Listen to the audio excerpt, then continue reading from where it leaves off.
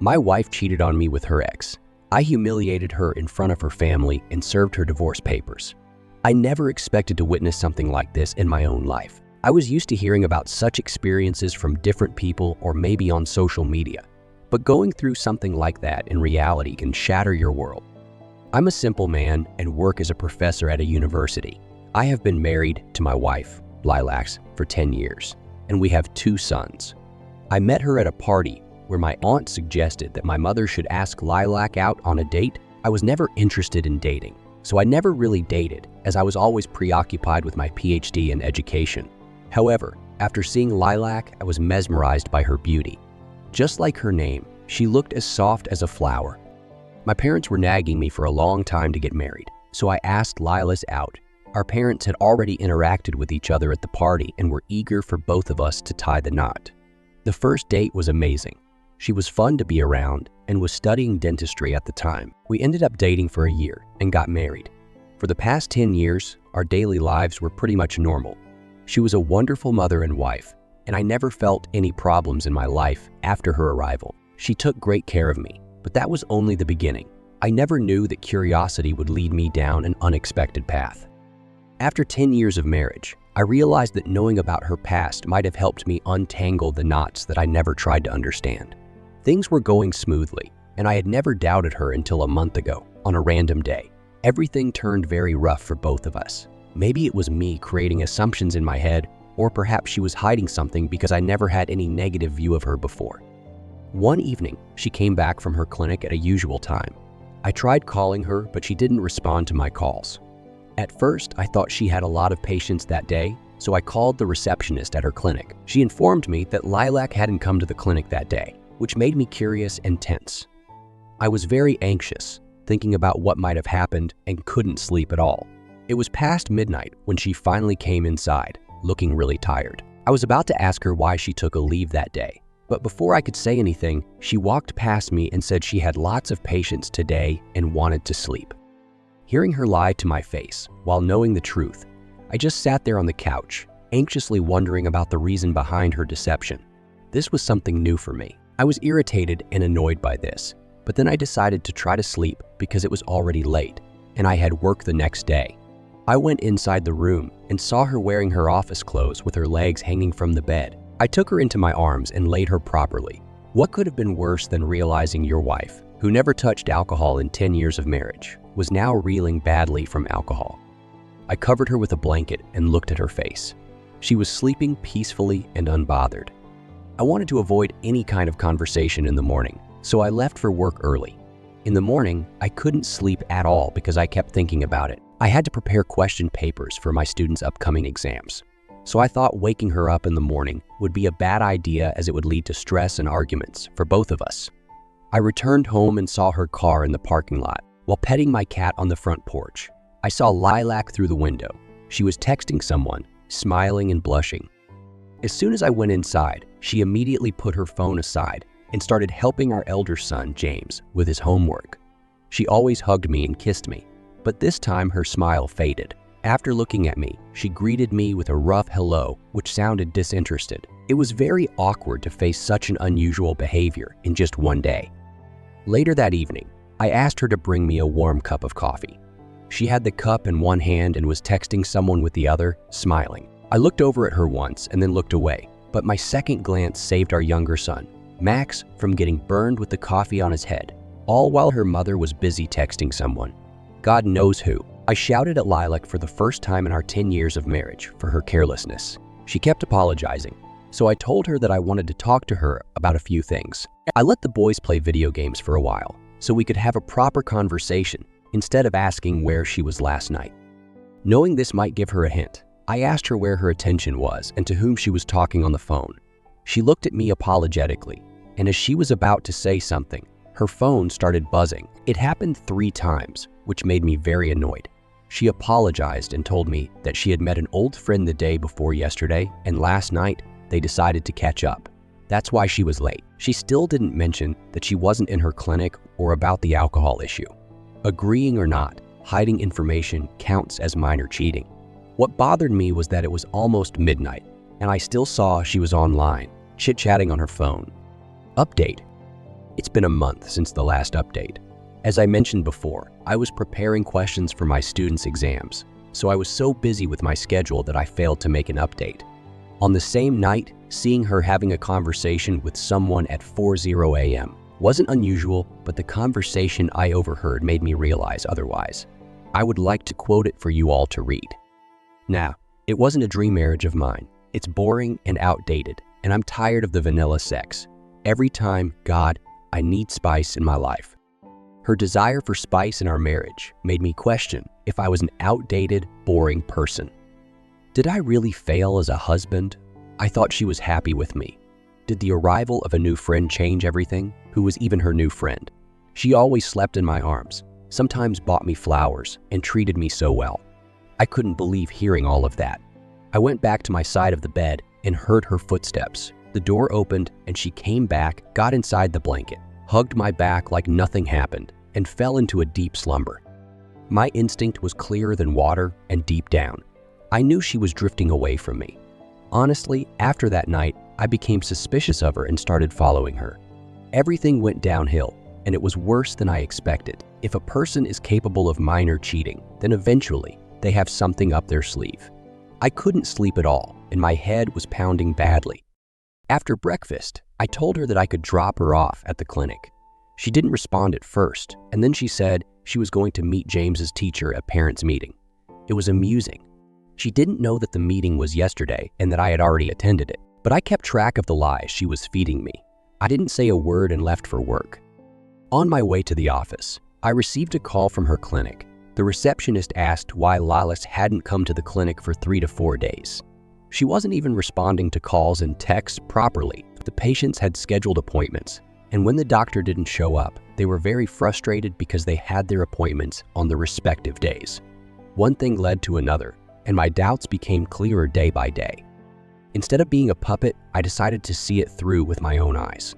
I immediately finished my work and let my intern handle the rest.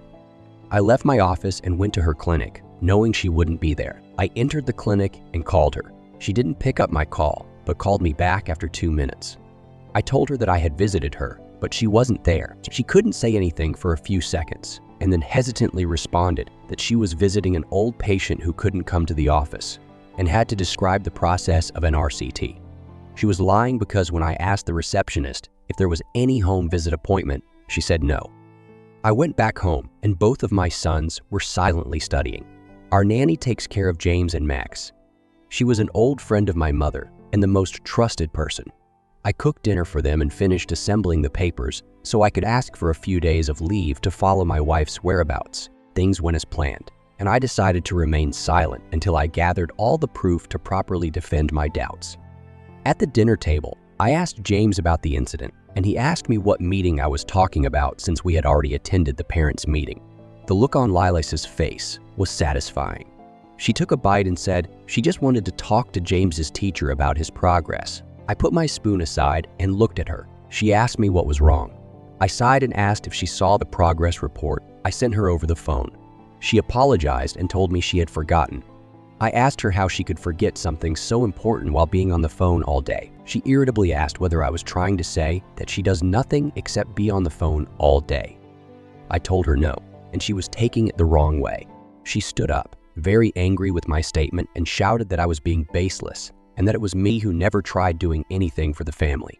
Her statement made me furious, but instead of blabbering everything out, I let her speak. I asked her what she meant by this, and she said again that I was a boring person and our marriage had lost its spark. I laughed and told her, "Thank you for turning the conversation around to use it as a shield for your thoughts and feelings." I continued eating my food as she left, still on call, laughing and talking. I didn't want to hear the conversation. I wanted to see it myself and collect evidence. I never checked her phone, but with such behavior, I knew she had a password. I waited until she finally fell asleep and took her phone. She did have the password. I tried many things, but it didn't open. However, her forgetful personality meant she used to write passwords in her notebook. I took out the notebook, and there it was. The phone finally opened. My hands were shaking as I scrolled through the text messages, and I found 2 messages that confirmed the truth. I sat on the floor with the phone in my hand, scrolling down and seeing sexting nudes, and "I love you." She had been texting this guy named Richard. That night, I cried. I don't remember the last time I cried like that. I put my hand over my mouth to suppress my weeping and took a deep breath because I had little time. I needed proof. I immediately took screenshots of their chats and sent them to my phone. Before putting the phone aside, I had to delete the screenshots from the gallery. Thankfully, I checked the gallery and found pictures of them. I sent those pictures to my phone and cleared every piece of evidence that could let her know I had checked her phone. In the morning, I left for work as usual, but actually went to my friend Elijah's place. We have been friends since childhood, and he knew everything about my life. I told him everything that happened, and he couldn't believe it either. He kept saying that if I hadn't shown him the proof, he would have smacked me for thinking it was a joke. After a while, I headed towards Richard's address, which was mentioned in one of the texts, and parked my car behind a tree. It wasn't my car, but an Edie's, as Lilas would know in seconds. After waiting, I saw Richard outside his house with flowers in his hand. Lilas got out of her car and hugged him tightly. I immediately took a picture and couldn't look at it for more than a few seconds. I kept wondering if she didn't like me. A little honesty could have been better and would have fixed everything. But neither did she want to lose this family, nor could she stop cheating as much as I was heartbroken. She destroyed my ego because in a world full of cheaters, I was so proud of myself and her for being a stable and loyal couple. She made a joke out of my calm nature. This went on for 3 to 4 days, and I collected sufficient evidence. It was time to pour oil into the burning fire and ruin the already broken marriage properly. I had already informed our nanny, and she offered to let me know when my wife came back. She left the place. Our nanny called me and informed me that Lilac was going to visit her sick relatives, so she wouldn't be there today. I gave her the leave and called Lilas, telling her the same and asking her to go back home so she could leave, as James and Max would be left alone. She agreed immediately. I was with Elijah, telling him and discussing what we should do about this matter. I didn't have the courage to tell our parents about everything that happened, so I kept it to myself. Suddenly, I got a call from Lilac where she was sobbing and saying that Max had fallen from the ladder and broken his arms. I felt a chill run down my spine, and anxiety took hold of me. I panicked, not knowing what to do. I didn't have the proper state of mind to drive the car, so I asked Elijah instead. When we reached the hospital, Dr. C told us not to worry, as it was just a minor injury, and it would heal in a few weeks. I sighed with relief and kissed my son's forehead while Lilac was talking to my mother on the phone. I sat next to James and asked him about the incident and how it happened. He told me that Max was climbing the ladder, and he shouted and called Mom many times, but she didn't listen as she was on the call. Then Max slipped and fell. Hearing this, I became so angry that I walked towards her and threw her phone on the floor. Everyone was staring at us. I screamed and shouted at her for being so irresponsible. Elijah tried to calm me down, but I couldn't. Max could have gotten a serious injury, I said. She tried to make herself the victim, saying that I was an absent father. After hearing this, I got closer to her and whispered in her ear, "At least I was better than you and didn't have anyone on your back." She looked frightened, like a scared cat. After that argument in the hospital, Elijah took our sons to his place and I went back home with Lilac. We didn't say a thing on our way back. As for remorse, she was just pretending. I saw her texting him a few times, which made me even more furious. What she told me blew my mind. She must have thought that I would sympathize with her, but I have no sympathy for cheaters.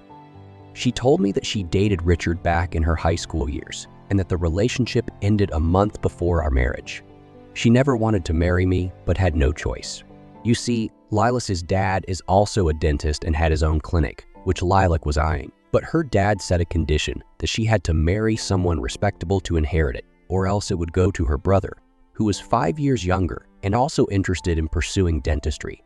Richard was jobless and a rookie at the time, so she broke up with him and decided to marry me. She said she met Richard 1 month ago at her clinic when he visited to get his teeth cleaned for a photo shoot, as he works as a model for a fashion design company.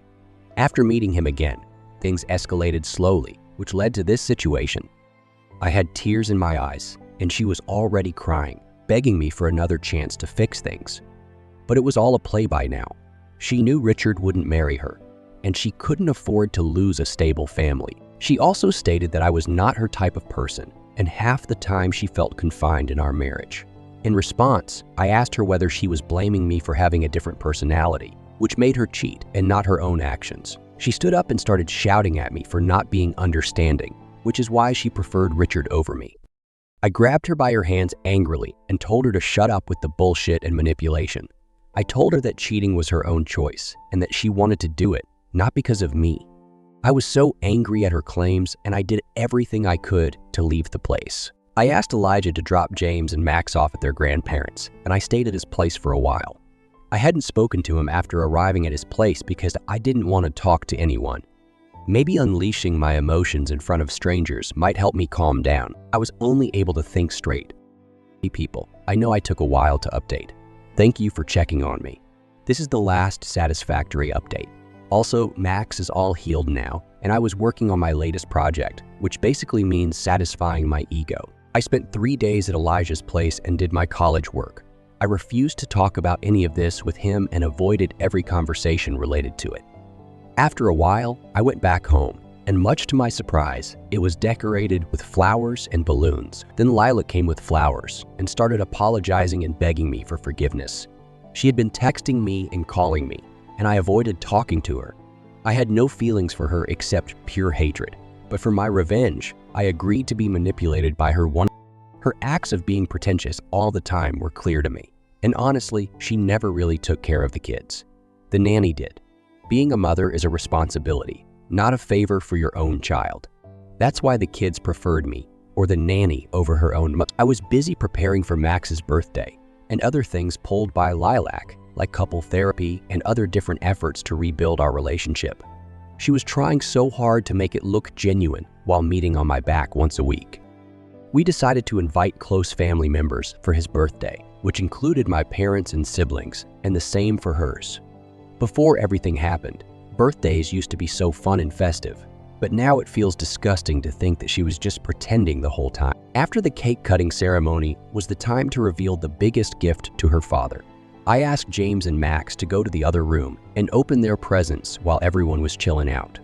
I called Lilac and asked her whether she was going to give the present she prepared for her father. Her father looked happy, as did everybody else, but Lilac already had it. She kept nodding her head and saying no with signs, her eyes teary as I handed over the gift to her father. He opened it, saw the pictures and everything, stood up and shouted at her for meeting that jobless jerk again and for ruining our marriage. Another gift was for Lilac, divorce papers, which had already been served 10 days ago. Her brother and my family were in complete shock as I told her father everything. Her father asked her to sign the papers, leave the house the next day, and find work for herself somewhere else as he couldn't let her ruin his name. Lilas was crying and asking her father for forgiveness. Her mother was devastated. She had ruined this for everyone. A small sense of remorse would have let me stop, but she continued meeting him afterward. I allowed her to meet James and Max on weekends and refused to let her take them for a stay after her irresponsible actions post-divorce. We went our separate ways and never engaged in any conversation with her, even after seeing her for quite some time. James and Max did miss her, but it's better to be raised by a single parent than by an irresponsible one. As for me, I'm moving on with my life, keeping myself busy with work and children. But the past will always stick to me like a parasite. My revenge did satisfy my ego. Seeing her not getting what she wanted helped me overcome my mental health issues, and I continued with my life.